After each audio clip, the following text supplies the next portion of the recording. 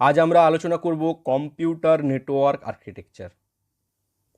Computer network architecture হলো computer নেটওয়ার্কের গঠনগত ও কার্যপ্রণালীগত নকশা বা ডিজাইন। যে দিকগুলোর ওপর ভিত্তি করে নেটওয়ার্ক আর্কিটেকচার গঠন করা হয় সেই দিকগুলি হলো: নেটওয়ার্কে কী কী ধরনের কম্পিউটার ব্যবহার হবে, কম্পিউটারগুলো পরস্পরের সাথে কী ধরনের সম্পর্কে সংযুক্ত থাকবে বা কানেক্টেড থাকবে, কম্পিউটারগুলোর কার্যক্ষমতা, সীমাবদ্ধতা এবং নিয়ন্ত্রণ সংক্রান্ত পরিকল্পনা, কম্পিউটারগুলো পরস্পরের সাথে কী পদ্ধতিতে তথ্য আদান প্রদান করবে এবং কম্পিউটারগুলো ডেটা ট্রান্সমিশনের জন্য কী কী ধরনের প্রোটোকল ব্যবহার করবে। এই 5টা মূল পয়েন্ট যার উপর ভিত্তি করে কম্পিউটার নেটওয়ার্ক আর্কিটেকচার ডিজাইন করা হয়। দুটি জনপ্রিয় নেটওয়ার্ক আর্কিটেকচার হলো ক্লায়েন্ট সার্ভার নেটওয়ার্ক এবং পিয়ার টু পিয়ার নেটওয়ার্ক। প্রথমে আমরা দেখে নিই client server network architecture. Client server network একটি কম্পিউটার নেটওয়ার্ক আর্কিটেকচার যার কেন্দ্রে একটি শক্তিশালী কম্পিউটার থাকে, যাকে সার্ভার কম্পিউটার বলা হয়, এবং নেটওয়ার্কের অন্যান্য কম ক্ষমতা সম্পন্ন ক্লায়েন্ট কম্পিউটারগুলি এই সার্ভার কম্পিউটারের সাথেই যুক্ত থাকে, যেমনটা তোমরা ছবিতে দেখতে পাচ্ছ। ক্লায়েন্ট সার্ভার নেটওয়ার্কে সার্ভার কম্পিউটারেই সমস্ত তথ্য বা ডেটা সঞ্চিত থাকে। নেটওয়ার্ক ইউজাররা ক্লায়েন্ট কম্পিউটারগুলি ব্যবহার করে, নেটওয়ার্ক ইউজার অর্থাৎ যারা নেটওয়ার্ক ব্যবহার করে, মানে মানুষদের কথা বলা হচ্ছে, যে সকল মানুষরা নেটওয়ার্ক ব্যবহার করে তারা কিন্তু ক্লায়েন্ট কম্পিউটারগুলি ব্যবহার করে সার্ভার কম্পিউটারের সাথে তথ্য আদান প্রদান করে। এটা একটা ক্লায়েন্ট সার্ভার নেটওয়ার্ক আর্কিটেকচারের ছবি, যেখানে মাঝখানে সার্ভার রয়েছে এবং 4জন ক্লায়েন্ট রয়েছে, ক্লায়েন্ট 1, ক্লায়েন্ট 2, ক্লায়েন্ট 3, ক্লায়েন্ট 4। তাহলে ডেটা সমস্ত কিন্তু রয়েছে সার্ভারের কাছে। তাহলে এই ক্লায়েন্টরা ডেটা পাওয়ার জন্য সার্ভারকে কী করবে? রিকোয়েস্ট করবে, এবং সেই রিকোয়েস্ট অনুযায়ী সার্ভার তাদেরকে রেসপন্স করবে। এইভাবে ক্লায়েন্টরা রিকোয়েস্ট করবে, সার্ভার রেসপন্স করবে, এইভাবেই কিন্তু এই নেটওয়ার্কে কাজ হবে। কিন্তু যখন ক্লায়েন্টের সংখ্যা বেড়ে যাবে তখন কী হবে? সার্ভারের কাছে বেশি রিকোয়েস্ট আসতে থাকবে, সার্ভার ব্যস্ত হয়ে পড়বে। এই সমস্যার সমাধান করার জন্য তখন ডেডিকেটেড সার্ভার ব্যবহার করা হয়, যেমন ওয়েব সার্ভার। এই সার্ভারটা শুধুমাত্র ওয়েব পেজ স্টোর করে রাখবে। ওয়েব পেজ সংক্রান্ত কোনো রিকোয়েস্ট এলে তবেই ওয়েব সার্ভার রেসপন্স করবে। ফাইল সার্ভার, এখানে সমস্ত ফাইল স্টোর থাকবে। কোনো ক্লায়েন্ট যদি ফাইল আপলোড করে বা ডাউনলোড করে তখন ফাইল সার্ভারের কাজ করবে। Print server, print server printing জাতীয় যে রিকোয়েস্টগুলো আসবে সেগুলোতে রেসপন্স করবে। এবং communication server, communication server client এবং সার্ভারের মধ্যে কমিউনিকেশন বজায় রাখবে। এখানেও ক্লায়েন্টরা রিকোয়েস্ট করবে এবং রিকোয়েস্টের ভিত্তিতে কমিউনিকেশন সার্ভার কিন্তু ডেডিকেটেড সার্ভারগুলোকে সেই রিকোয়েস্ট পাঠিয়ে দেবে। কে প্রিন্টিং করার জন্য রিকোয়েস্ট করছে, কে ফাইল ডাউনলোড করার জন্য রিকোয়েস্ট করছে, কে কোনো ওয়েব পেজ খোলার জন্য রিকোয়েস্ট করছে, এবং সার্ভার সেই রিকোয়েস্ট মতো রেসপন্স করবে। এখানেও রিকোয়েস্ট এবং রেসপন্স এইভাবেই কিন্তু কাজ হতে থাকবে। ক্লায়েন্ট সার্ভার নেটওয়ার্ক আর্কিটেকচারের সুবিধাগুলো বলি। অনেক সুবিধা আছে, আমি এখানে কয়েকটা সুবিধাই বলছি তোমাদের।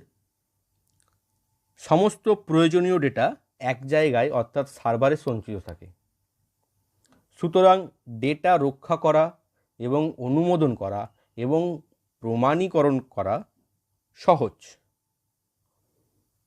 যেহেতু সমস্ত ডেটা একই জায়গায় সংরক্ষণ করা হয়, তাই ডেটা সার্চ অর্থাৎ ডেটা খুঁজে পাওয়া এবং তা ব্যবহার করা দ্রুত। ডেটা সার্ভারে সঞ্চিত থাকায় সমস্ত ডেটা ব্যাকআপ করা সহজ। যেহেতু সব ডেটাটা একটা জায়গায় স্টোর আছে, সেহেতু তার ব্যাকআপ নেওয়াটাও কিন্তু খুব সহজ।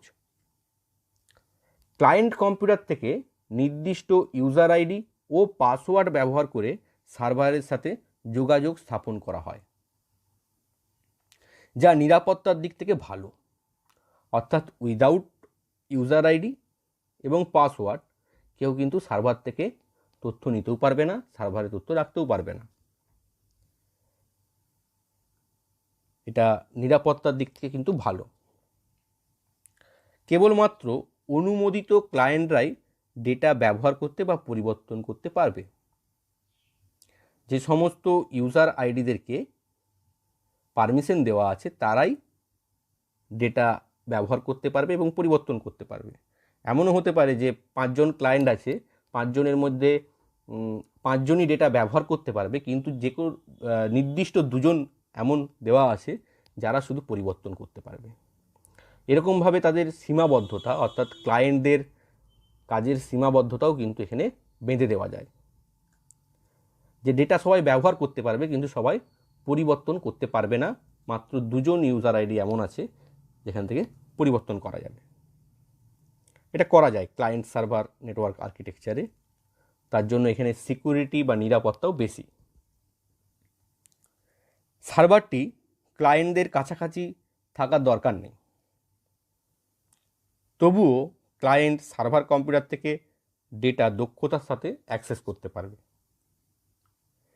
ক্লায়েন্ট সার্ভার নেটওয়ার্কটিতে কম্পিউটারগুলি প্রতিস্থাপন বা আপগ্রেড করা বা স্থানান্তর করা সহজ, অর্থাৎ কম্পিউটার পাল্টে ফেলা বা চেঞ্জ করা সহজ, কারণ সমস্ত কম্পিউটারগুলি স্বতন্ত্র এবং কেবলমাত্র সার্ভারের সাথে যুক্ত। সমস্ত কম্পিউটার অর্থাৎ ক্লায়েন্ট ও সার্ভার একই প্ল্যাটফর্মগুলিতে তৈরি নাও হতে পারে, অর্থাৎ তারা একই কম্পিউটার নাও হতে পারে একই ধরনের, বা তাদের হার্ডওয়্যারগুলো একই নাও হতে পারে, তাদের সফটওয়্যারগুলো একই না হতে পারে, তাদের অপারেটিং সিস্টেম একই না হতে পারে, তবে তারা সহজেই ডেটা সার্ভার কম্পিউটারকে স্থানান্তর করতে পারে। ক্লায়েন্ট সার্ভার নেটওয়ার্ক আর্কিটেকচারের কিছু অসুবিধাও রয়েছে, যেমন সমস্ত ক্লায়েন্ট যদি একই সাথে সার্ভার থেকে ডেটা পাওয়ার জন্য অনুরোধ করে, তবে এটি ওভারলোড সৃষ্টি করতে পারে সার্ভারের ওপর, যার ফলে নেটওয়ার্কে তথ্য আদান প্রদান প্রক্রিয়া ব্যাহত হতে পারে।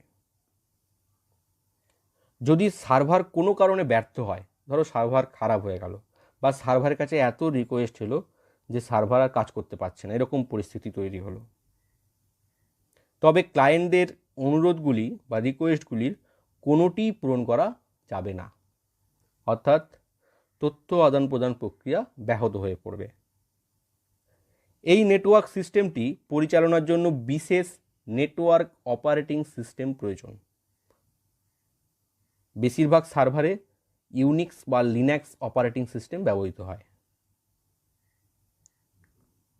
ক্লায়েন্ট সার্ভারের মডেল স্থাপন ও রক্ষণাবেক্ষণের ব্যয়টি বেশি, কারণ এক্ষেত্রে বিশেষ নেটওয়ার্ক অভিজ্ঞতা সম্পন্ন ব্যক্তির প্রয়োজন পড়ে এবং বিশেষ বিশেষ যন্ত্রপাতিরও প্রয়োজন পড়ে, যার জন্য এর রক্ষণাবেক্ষণ ব্যয় বেশি। ক্লায়েন্ট সার্ভার নেটওয়ার্ক আর্কিটেকচার আবার দু প্রকার হয়, একটা 2 tier client server network architecture আর একটা 3 tier client server network architecture. ছবিতে দেখানো হয়েছে 2 টায়ার মানে তার দুটো স্তর থাকে, ক্লায়েন্ট টায়ার এবং ডেটাবেস টায়ার অর্থাৎ সার্ভার। অন্যদিকে 3 টায়ারের 3টে স্তর থাকে, একটা ক্লায়েন্ট টায়ার থাকে যেখানে ক্লায়েন্ট কম্পিউটার থাকে, তারপরে একটা লেয়ার থাকে যেখানে বিজনেস লজিক টায়ার বলা হচ্ছে এটাকে, যেখানে অ্যাপ্লিকেশন সার্ভার থাকে,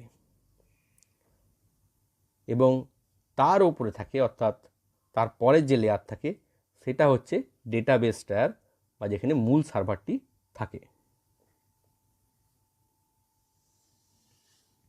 এরপর আমরা আলোচনা করব peer to peer network architecture.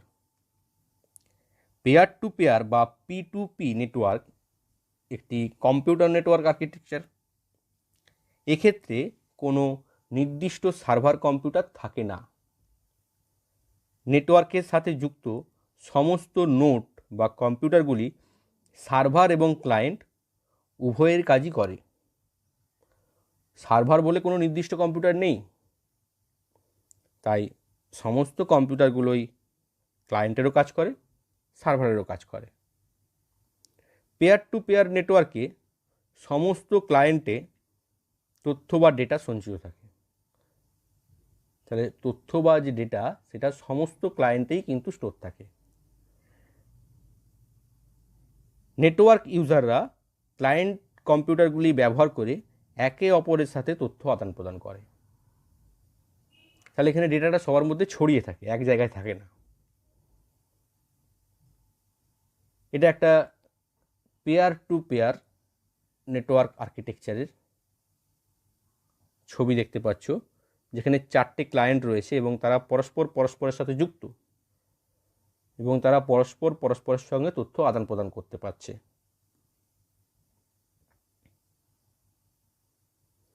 Peer to peer network আর্কিটেকচারের কিছু সুবিধা বলি। অবশ্যই অনেক সুবিধা রয়েছে, কয়েকটা সুবিধাই আমি তোমাদের সামনে তুলে ধরছি। এই নেটওয়ার্ক খুবই সরল প্রকৃতির, সুতরাং এটি তৈরি করা সহজ এবং কম ব্যয়বহুল। এই নেটওয়ার্কে কোনো নির্দিষ্ট সার্ভার কম্পিউটার থাকে না, তাই কোনো শক্তিশালী কম্পিউটারের দরকার হয় না। এই নেটওয়ার্কে কোনো বিশেষ অপারেটিং সিস্টেমেরও প্রয়োজন হয় না। পেয়ার টু পেয়ার নেটওয়ার্ক রক্ষণাবেক্ষণ করাও বেশ সহজ। ছোট নেটওয়ার্ক তৈরির জন্য এই নেটওয়ার্ক আর্কিটেকচার খুবই প্রযোজ্য।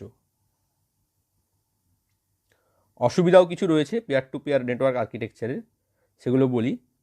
বিভিন্ন ক্লায়েন্টে ডেটা সঞ্চিত এবং কোনো কেন্দ্রীয় সার্ভার না থাকায় ডেটা ব্যাকআপ করা কঠিন। ডেটা যেহেতু একটা জায়গায় স্টোর নেই, তাই পুরো ডেটাটার ব্যাকআপ নেওয়া কিন্তু কঠিন হয়ে পড়ে এক্ষেত্রে। পেয়ার টু পেয়ার নেটওয়ার্কে সামগ্রিক সুরক্ষা প্রদান করা কঠিন, কারণ প্রতিটি ক্লায়েন্টের নিজস্ব ডেটা রয়েছে। যেহেতু সমস্ত ক্লায়েন্টেই ডেটা রয়েছে, সেহেতু ডেটাটাকে প্রোটেক্ট করা এখানে কঠিন ব্যাপার। কারণ ডেটাটা তো আর এক জায়গায় নেই যে আমি সেই জায়গাটাকে প্রোটেক্ট করে দিলাম তাহলে আমার পুরো ডেটাটা প্রোটেক্ট হয়ে গেল বা নিরাপত্তায় চলে এলো, তা কিন্তু নয়। এখানে ডেটাটা ছড়িয়ে আছে সমস্ত ক্লায়েন্টে। তো এক্ষেত্রে কিন্তু ডেটার প্রোটেকশন বা সুরক্ষা একটু কঠিন ব্যাপার। বড় নেটওয়ার্ক তৈরির জন্য এই নেটওয়ার্ক আর্কিটেকচার প্রযোজ্য নয়। এবার তোমাদেরকে একটা প্রশ্নের উত্তর দিতে হবে, সেটা হলো হাইব্রিড নেটওয়ার্ক আর্কিটেকচার কাকে বলে। এটা কিন্তু তোমাদের নিজেদের বুদ্ধি থেকেই দিতে হবে। আমি দু ধরনের নেটওয়ার্ক আর্কিটেকচার বললাম, ক্লায়েন্ট সার্ভার নেটওয়ার্ক আর্কিটেকচার এবং peer to peer network architecture. এবার এই দুটো আর্কিটেকচার পড়ে তোমরা নিশ্চয়ই বুঝতে পেরেছো। এবার আমাকে বলবে তোমরা হাইব্রিড নেটওয়ার্ক আর্কিটেকচার কাকে বলে। এই ভিডিও যে বিষয়গুলো আমি বললাম তার উপর যদি আরও তোমাদের কোনো প্রশ্ন থাকে অবশ্যই আমাকে কমেন্টসে জিজ্ঞেস করবে। আমি তোমাদের সাহায্য করতে পারলে খুব খুশি হব। ধন্যবাদ, ভালো থেকো।